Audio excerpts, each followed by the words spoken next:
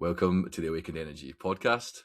I'm Tom So, the founder of Awakened Energy Healing and the Middlewave Meditation app. So we've got loads of cool stuff going on. If you want to find any of that, just all the stuff will be in the description below. You can find it. But today we are joined by the lovely Lucy from White Feather Holistics. Hi, Lucy. Lucy is a Reiki master, teacher, intuitive holistic therapist, and she has been receiving energy healing since the age of 17 years old. So this opened her up spiritually to her intuitive gifts that had laid dormant for years. Over the years, she's been perfecting her skills, honouring her gifts to a point where now she feels she's holding space full-time, energetically, physically, and now in education for others who are gifted and who are on the spiritual path. So lots of great value, stories, and knowledge to offer our listeners today. So please, let's get stuck in. Lucy, tell us a bit about your journey to where you are today.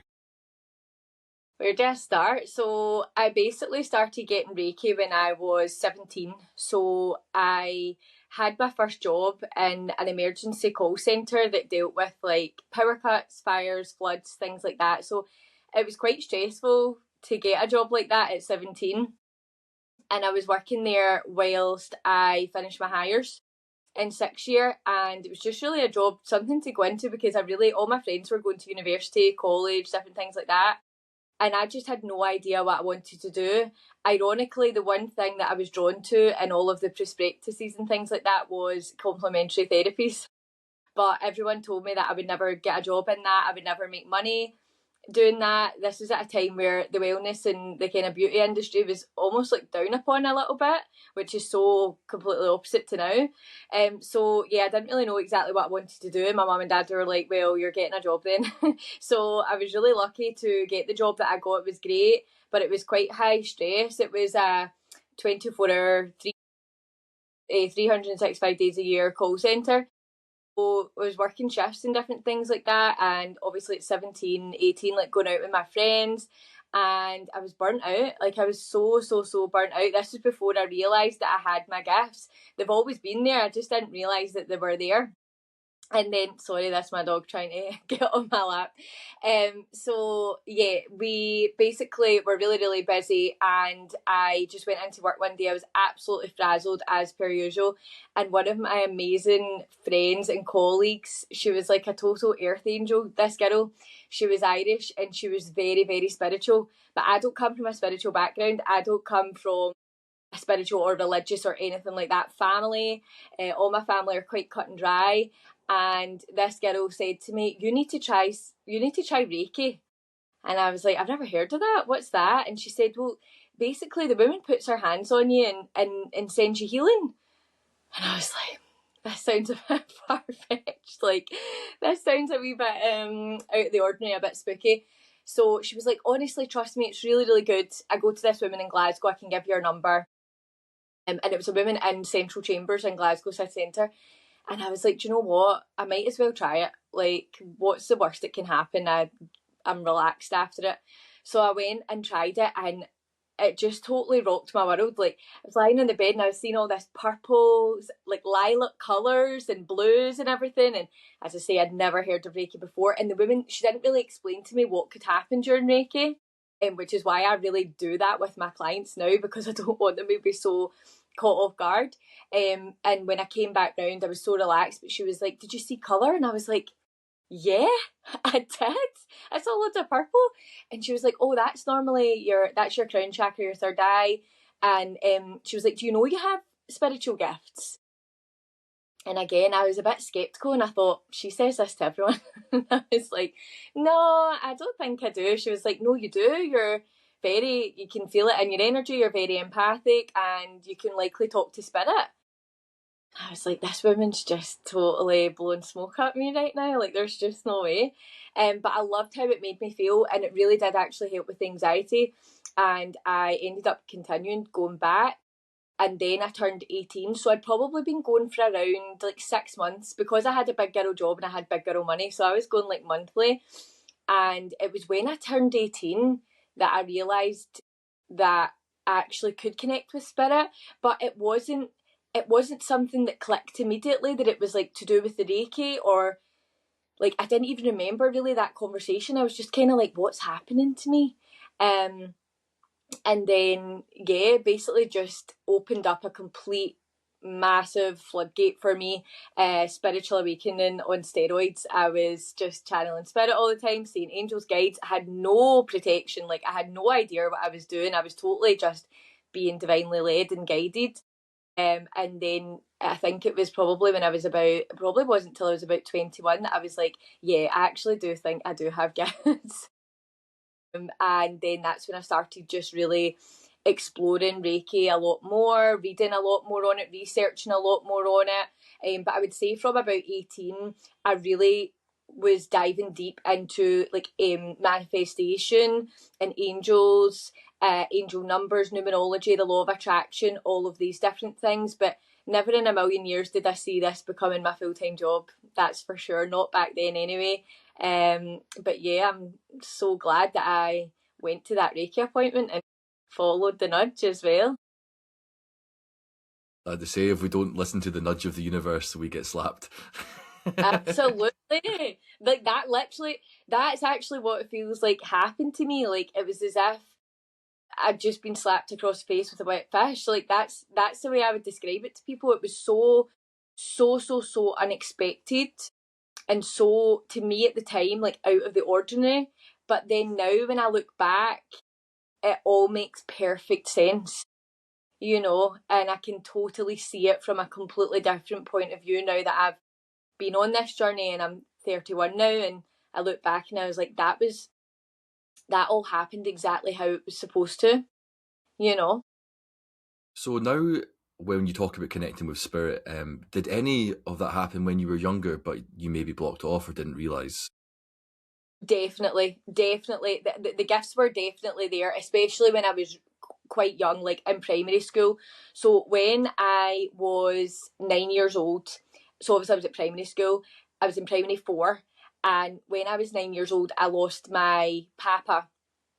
Um, and it was really unexpected for me. Obviously, it was sick, but no one told me that, and it was really unexpected for me. And I was diagnosed with complex post traumatic stress at 9, because I just all of a sudden didn't want to go to school. I was really anxious. I was taking panic attacks. My parents had no idea what was going on. They were just like, "Where's our bubbly girl went?" Like, I was so bubbly and really confident, really forward, loved school, and literally overnight became a shell of myself.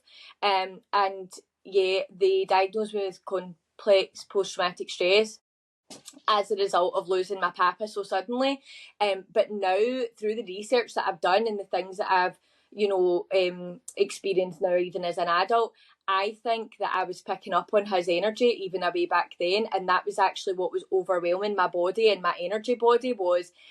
Like and I'm not saying that post traumatic stress isn't a thing. I'm not saying that for any reason at all. I'm just saying that I think that people who are empathic and who are a highly sensitive person like myself are definitely more prone to developing things like PTSD.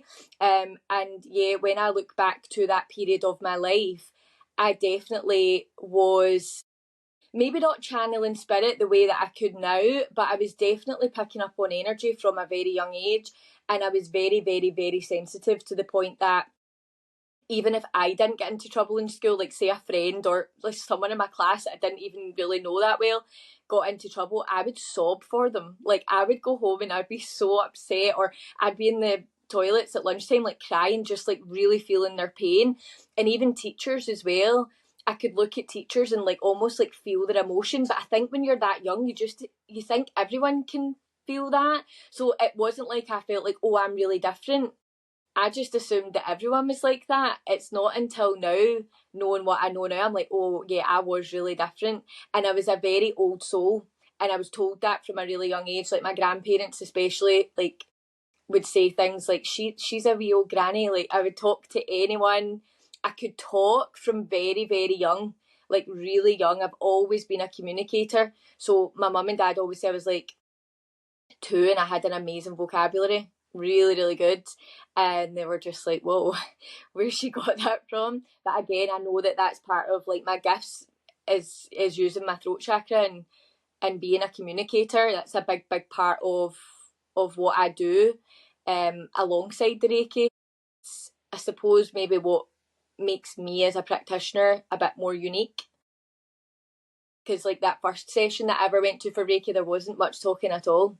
There wasn't much communication at all. And that's no disrespect to her, but I just like to really communicate and connect with my clients and give them as much information as I possibly can to my abilities, you know. No, I completely understand. So, for any of our listeners who are maybe open or experiencing that sensitivity, do you have any techniques, like any protection techniques or anything they can do to maybe help with grounding or anything like that? What I would say, absolutely, what I would say from the very start would be as a starting point to honour your sensitivity and don't resist it for a start, because that was my biggest downfall. A lot of what I resisted it in a fear of being different. I resisted it in a fear of not being like the rest of my family and being the odd one out. So, but my biggest saying is what you resist persists. So what you deny about yourself will only try and force its way out in all different ways. Like with me, with the anxiety and things like that, from the minute I honoured my gifts, my anxiety really subsided. Right. So I would say honour your gifts for a start. Also don't dabble in anything, not that I did, but don't dabble in anything that you don't know what you're dealing with. So don't be jumping it, don't be doing things like Ouija boards or anything like that, even for fun. I would say have one thing that I always say about being an energy worker and being a light worker is it's a massive responsibility. And I think it's something that's quite sacred. It's a gift that's been bestowed upon you and it needs to be respected and be honoured. So defend it with your heart. Like there's going to be people that will say things like, oh, you're spooky, what's the lottery numbers? Or what do you think about this? Blah, blah, blah. But really you need to respect your gifts and make sure that you have boundaries with people, that other people respect your gifts too.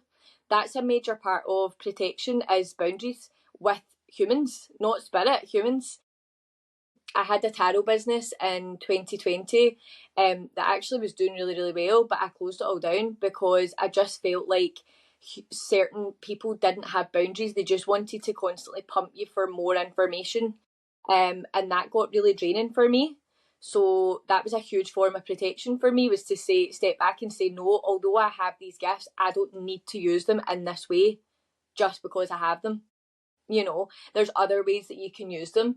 And yeah, definitely getting to know your spirit team, getting to know your guides and your angels, and working with them regularly through meditation and asking them for daily protection every day is like a non-negotiable for me. It's like brushing my teeth.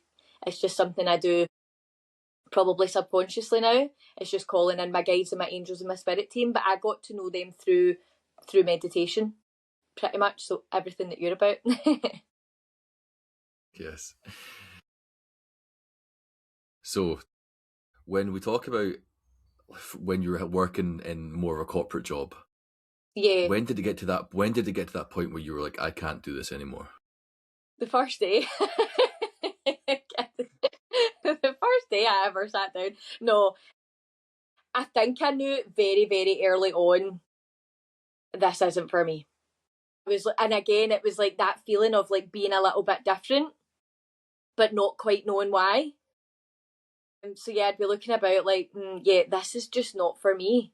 And I'd be looking about as if like almost like the way I feel now when I look back at all my previous corporate jobs, is it almost didn't feel real, if that makes sense. Like it doesn't feel like that was a reality. Like this feels more tangible and like a real reality for me.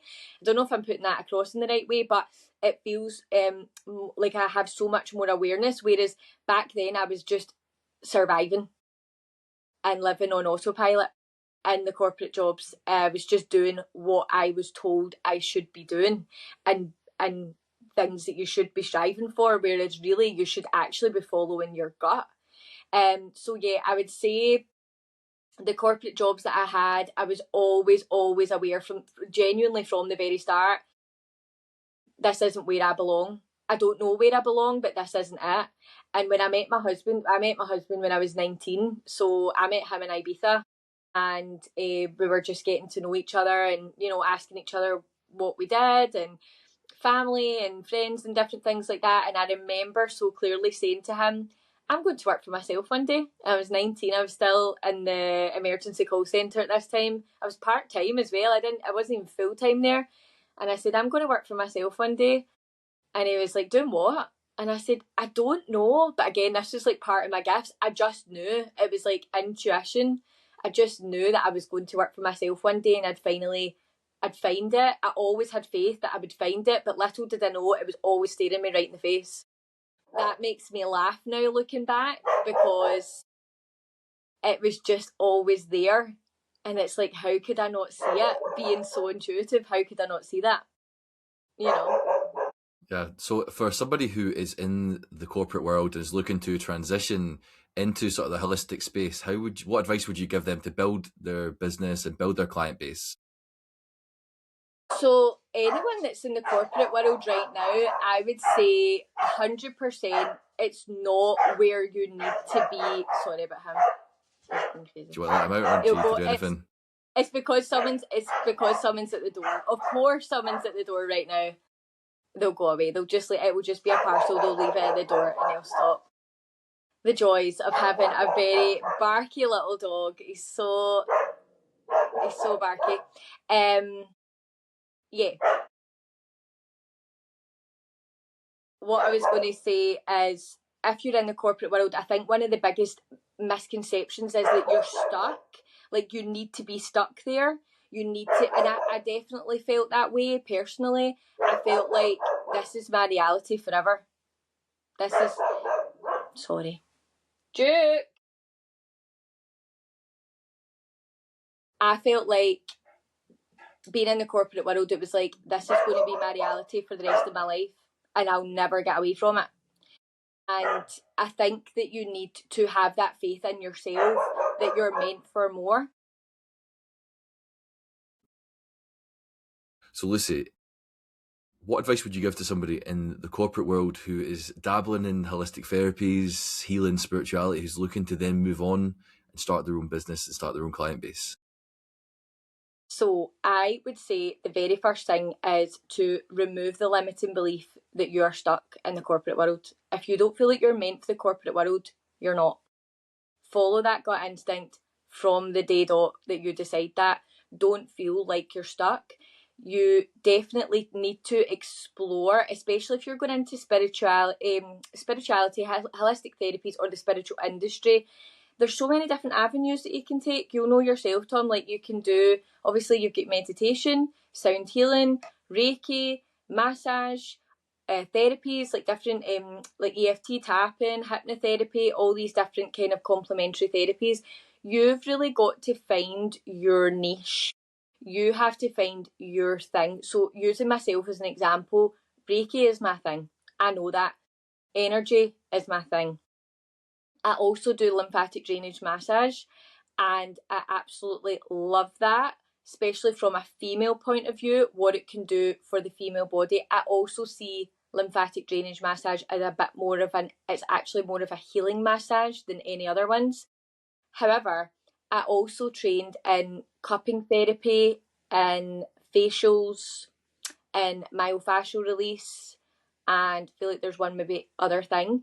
And I actually did it for a year and then just took it all off my menu, because I was just like, this isn't my niche. So don't try and fit yourself into loads of different boxes and feel like, oh, well, that's what so-and-so across the way is doing. I need to be able to do that as well. You might not resonate with one specific type, or you might resonate with like 2 or 3 different ones.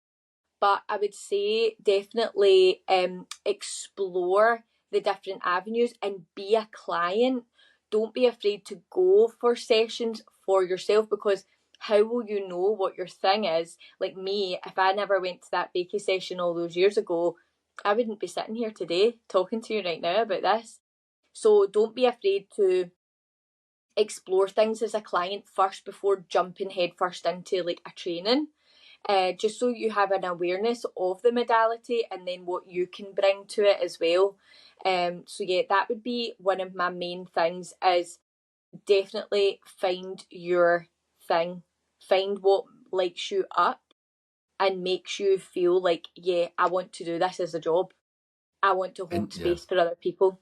Did you continue with your corporate job and then was doing Reiki on the side, and then you built up enough clients then that you decided that at what point for you did you go, right, this is it, I can move on now? Essentially, yes. So I started White Feather in 2022, which was when I had did my level 2 with Lorna. So obviously your level 2 allows you to work on paying clients. So I did not plan to do my level 2 and straight away start up a little business. That was not the plan. Lorna, our Reiki master, said, I have beds here that I'm selling for £50. Does anyone want one? And I just was like, yes. Again, it was like no thinking, just intuition. Yes, give me one. So my room, which is now my treatment room, was my office for working from home. So I used to work for the civil service. So I just set up the bed in the room just to see what it would look like and put some fairy lights out. And I was just like, wonder what this would be like. And I set the room up and I just saw the vision. I was just like, I can do this. Like, I can do this. Like, why not me? And I actually got my neighbour in to have Reiki off me because I wanted someone unbiased. I wanted someone that wasn't a friend, that wasn't, well, she is my friend, but someone that wasn't family, that was just going to be like, yeah, that was great. I got her in to try it for 4 sessions and I just said, all I want is your honest feedback. Just give me your honest feedback and let me practice on you. And she was like, yeah, sure, of course, I'll be through right now. And she came through and she came for 4 sessions. She was absolutely amazing. I remember the only bit of feedback that she gave me constructive was she was like, your music was too loud. And I was like, no, that's great, thank you for telling me that. And then, but when I started working on her as like someone that I just didn't, know, it was just, the only way I can describe it was like a duck to water. I was like, I get this. I know this inside out. And obviously I've been a client of Reiki for years, but I've had loads of different styles with loads of different Reiki practitioners. But I found my own wee flow. I was just doing it naturally. And I was like, I can do this. So then I started up White Feather and I was doing it alongside my corporate job. But I mean, I'm talking minimal. Like I was doing like maybe 3 clients a week at a push. So I was working a 40-hour week for the civil service. So I was doing maybe around 3 clients a week, 1 on a Wednesday night and maybe 2 on a Sunday morning or a Saturday morning. But I was really conscious of my energy because I was already giving a lot of it out in my corporate job and then also get, like a baby Reiki practitioner, like giving it out to people. So I was really conscious of that. And then I built it up and it was literally through word of mouth. I had the Instagram, but it was a lot of it was through word of mouth because I even feel like back in 2022 there wasn't as many people talking about Reiki as there is just in the last like 12 months. And I'm really, really happy about that. Like that makes me happy. So yeah, I built it up and then it was 2023 that I decided to leave my corporate job because I had trained in lymphatic drainage and I was offering that, and we actually went on a holiday to Marbella, me and my husband, and we were just like, I just said to him, see, when I go back, I'm handing my notice in. I said, on my White Feather page, I have enough bookings to last me like 2 months. So I'm just going to go. But to be honest, I was already struggling so much mentally in the corporate world. I was just every day, I can't do this, crying. He would come home from work, I'd be crying all the time. He was saying to me, just leave your job anyway.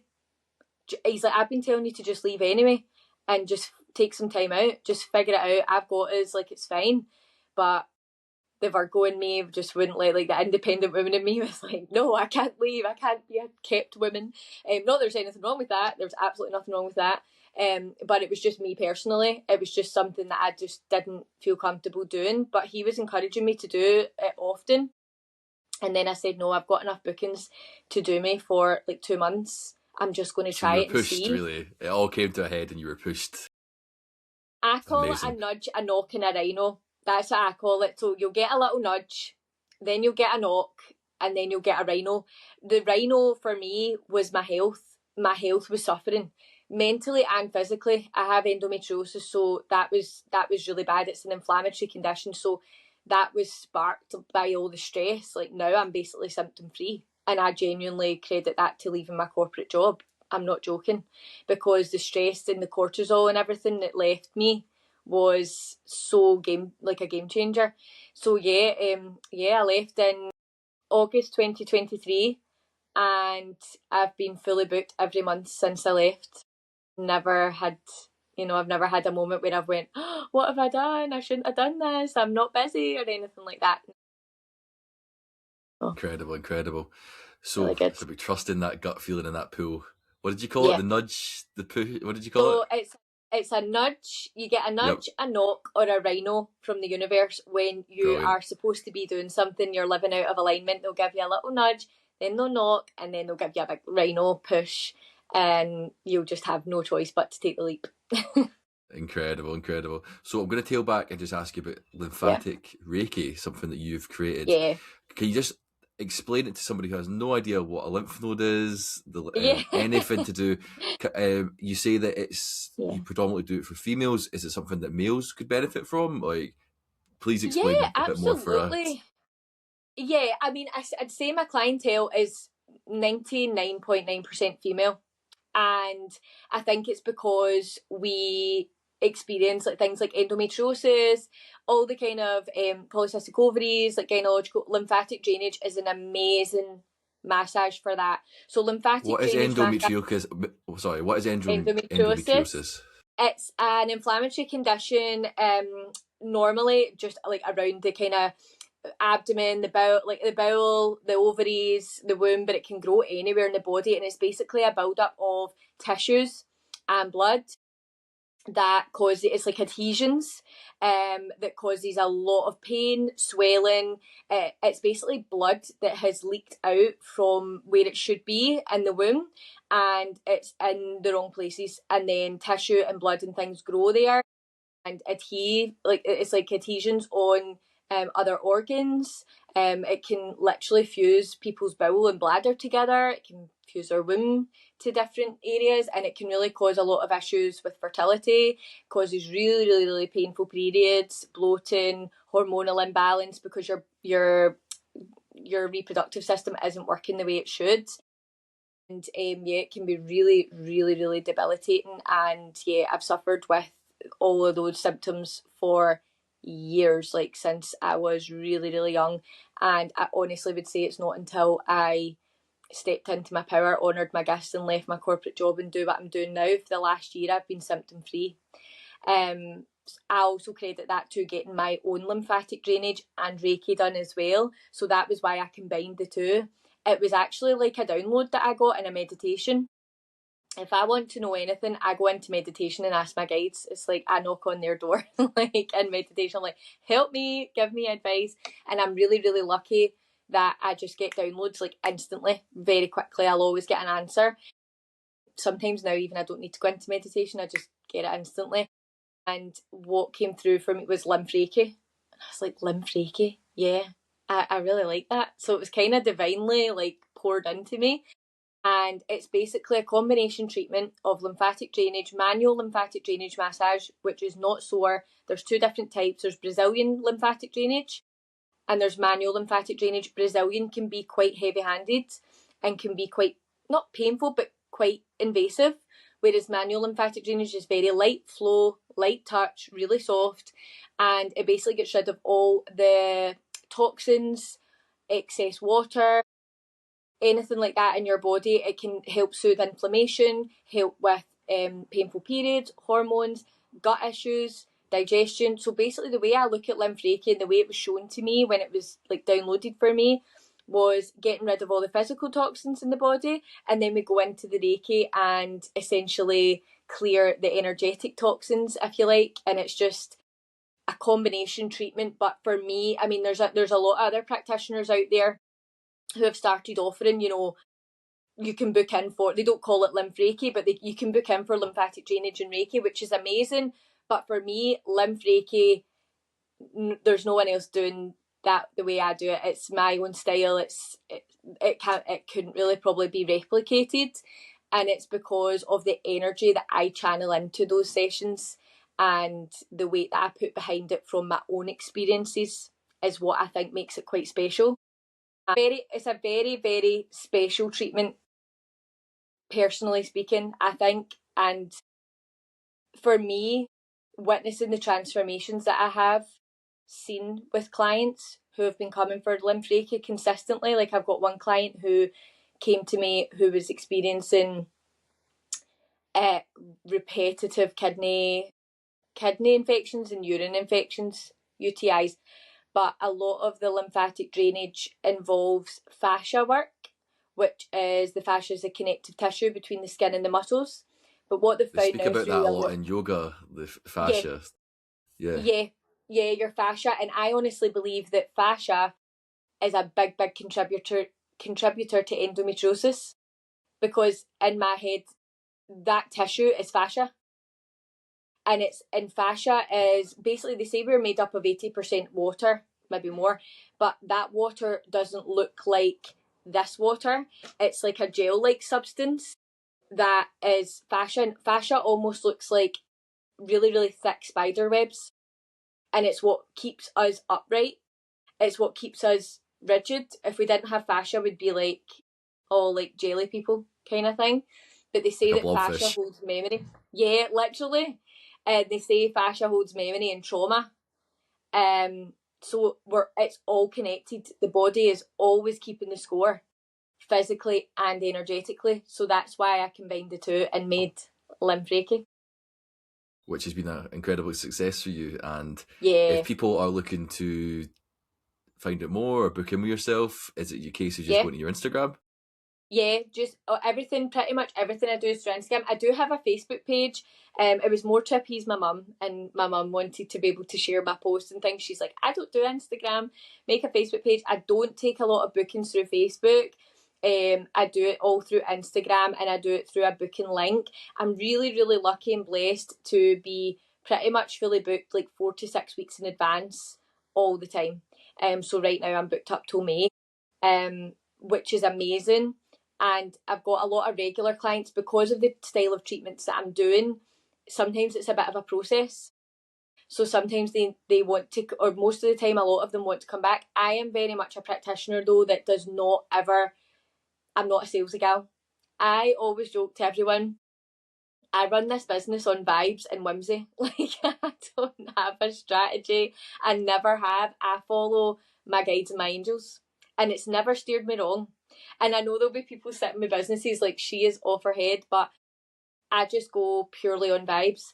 And yeah, I have a lot of regular clients who are they come, and I have to honour them.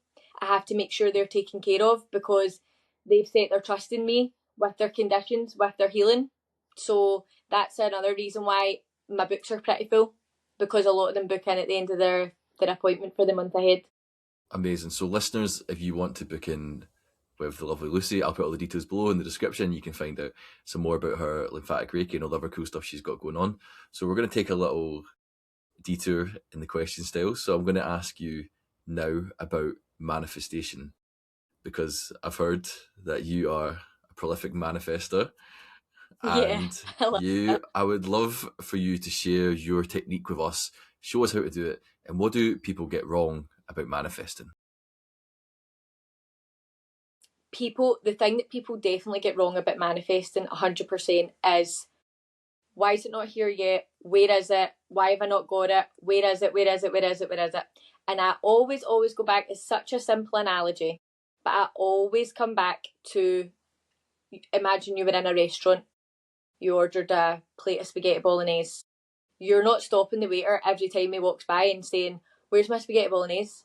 Where's my spaghetti? Where's my spaghetti? When's it coming? Is it going to be right? Is it going to be exactly how I want it? Is it exactly what I asked for? When is it? Where is it?" You're never going to do that, right? So that is one of the biggest things that blocks manifestation for a lot of people, is when they are too impatient. So for me, I've waited years for certain manifestations to come in. They've always come in. They've always come. But sometimes they take years, depending on what it is you're manifesting.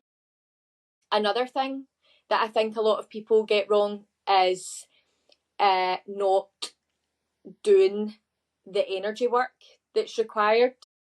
There is that hidden key.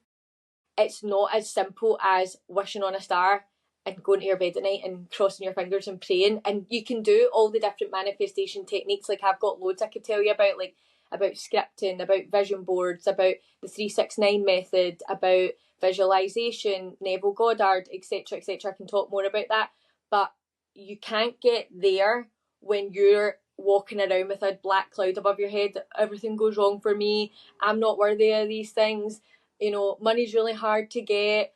Or like for me in my business, it's like I didn't walk around going, what if I don't get any clients? What if no one ever comes to me? What if I never see anyone? You know, it's all about kind of becoming that person and assuming that state before you actually really do it. And I always say it's like fake it till you make it.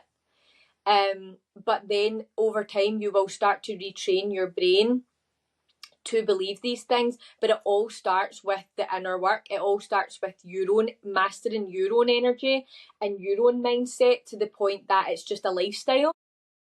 So your language is a big thing, like a really, really big thing. And what you surround yourself and who you surround yourself with is another really big thing. So having boundaries with negative people, even if it's family, you need to have boundaries with them, because you can't let that infiltrate your aura and you can't let that infiltrate your mindset. Another thing is, we have a rule in this house: we do not watch the news. The news does not go on in this house ever. And there's a reason for that. I think the media right now especially, it's super negative, and you need to take stock of where you're placing your energy. You don't need to be putting your energy into anything low vibrational. If it's serious enough, you'll hear about it. You don't need to be sitting watching the news and absorbing this kind of negative energy all the time, because let's be honest, everything on there is negative. You'll never watch it and hear a happy story, so let's just switch it off, right? What do they say? If it bleeds, it reads. Right, exactly. So it's like you've really got to be very mindful of where you place your energy. And I think that's another big thing is mindfulness, and you'll know this yourself with mindfulness and meditation. It's about being okay with being with yourself and being with your thoughts, and not suppressing things. And that's where Reiki's beautiful, because Reiki, a lot of people don't know that Reiki really, really helps amplify your manifestations, because you're letting go of all those old limiting beliefs. Like Holy Fire Reiki, especially what that we're trained in, is all about transformation and letting go of all those things from the past. There's a lot of people that are walking around right now that are like in their 50s, 60s, carrying around things from the past when they were in their 20s, carrying around bitterness, resentment, all the people that did them wrong. That's all they can think about. If you think that way, your manifestations will not come in. So it's So really how do we do it then? judgment. So we want. So first, what do we do? Do we write down?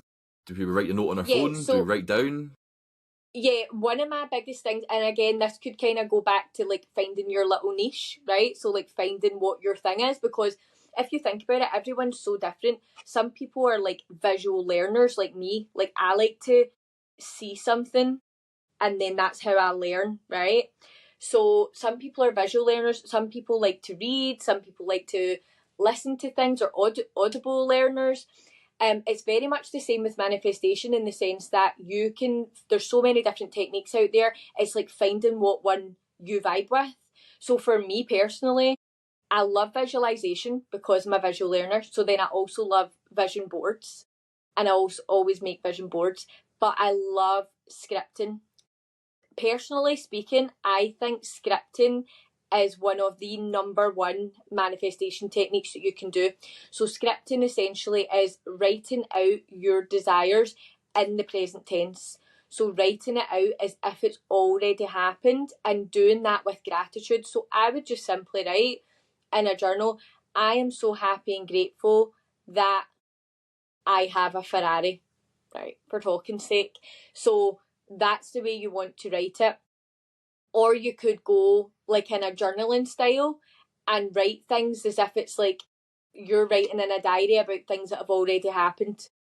So I'm so happy and grateful now that I'm living in my dream home. It's got the biggest garden, and you want to be quite like descriptive with it as well. So put thought and feeling and vibration into it, because the universe doesn't know, and your subconscious mind doesn't know the difference between what's made up and what's not. That's the amazing thing. That's where the human element of it comes in, and there is always a human element. As much as I talk about angels, guides, spirit, the universe, there is still also that human element in that part of your brain that you can train to see things through a different lens than you've maybe been brought up with or been taught or been told by your peers and things like that. And yeah, if you work with the subconscious, which is why scripting is really good, because when you're writing this out in the present tense, your subconscious mind doesn't know that that's made up. It assumes that reality.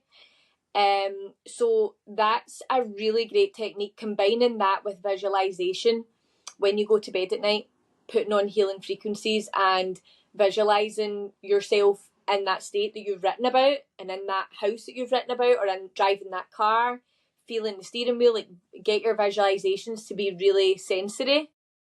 Combining the two, that's what's worked for me personally. That's what's I've manifested every single thing I have in my life.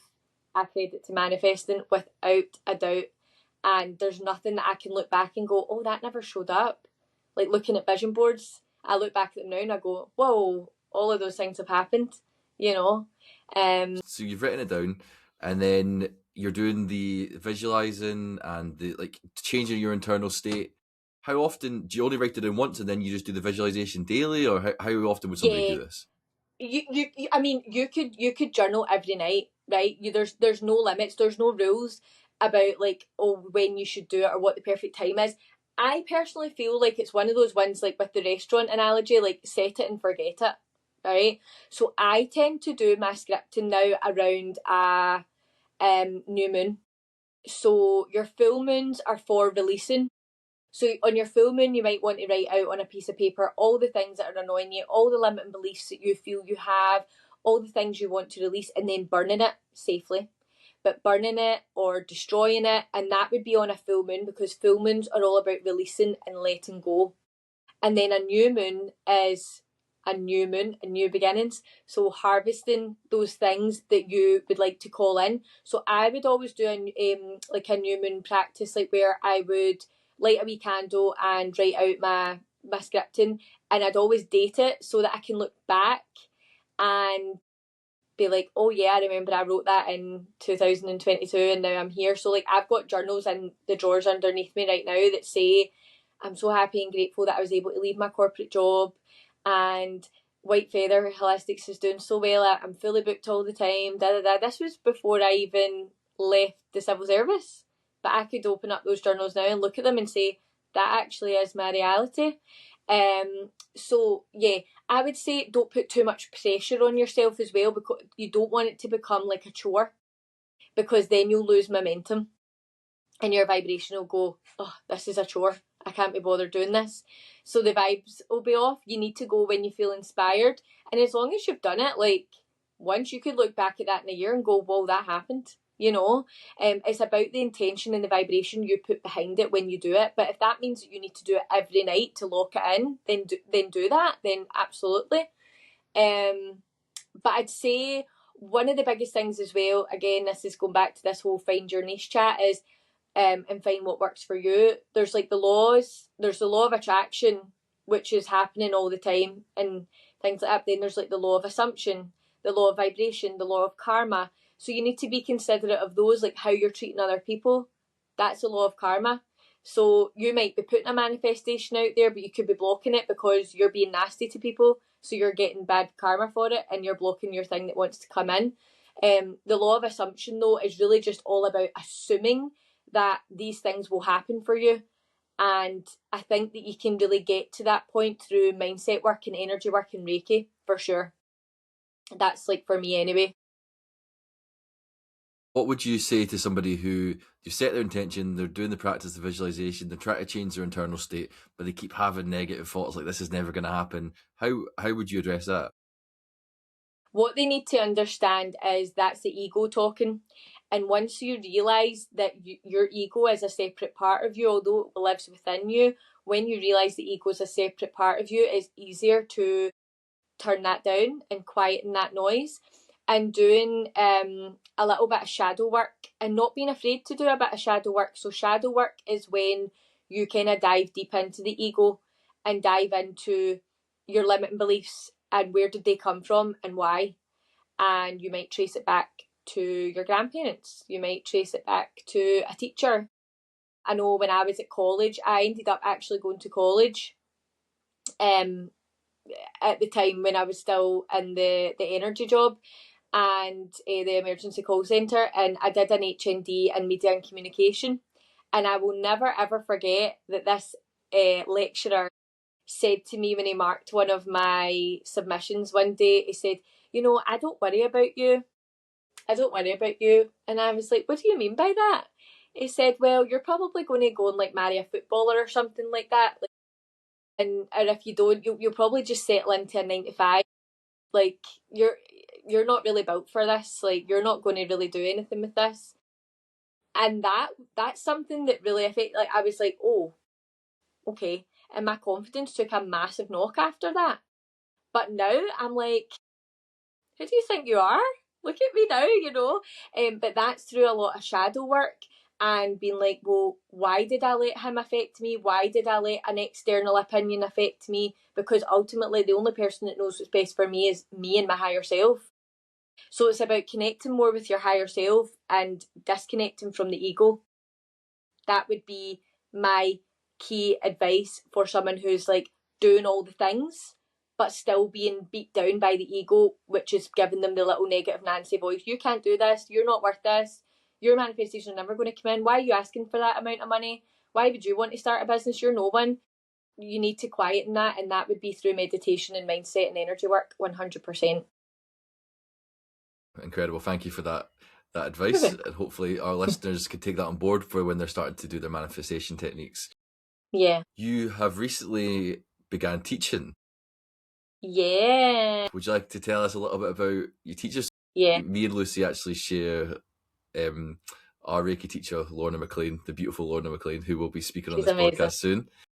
Oh, I love her. She's amazing. She also gave me my first Reiki bed, which started me off doing my thing too. Did she, Tom? I didn't know that. Yeah, which is quite, when you said earlier on, I thought that was quite a We're amazing synchronicity, thing. but we're all connected. So, listeners, you'll get to meet Lorna soon. She's an incredible human being. Lorna has taught Lucy to be a Reiki teacher, and Lucy started doing her own teaching. So if you could just tell us a little bit more how that went for you and how you found being up there and sharing Reiki with those people. Honestly, I can't even explain to you. Like, I mean, we only did our Reiki teacher in December, wasn't it? The start of December. And ideally I wanted to start in January and just hit the ground running with it. But then just through dates and things like that, I had to start in February. And I actually can't believe how much has happened since in that short period of time. So I've trained 2 different groups, so 12 girls in level 1, and I'm doing another level 1 this Sunday. It's another 6 girls, so it'll be 18 people by the end of next week, which is just crazy. And then in April, I have my girls who sat their level 1s in February, all sitting their level 2s in April.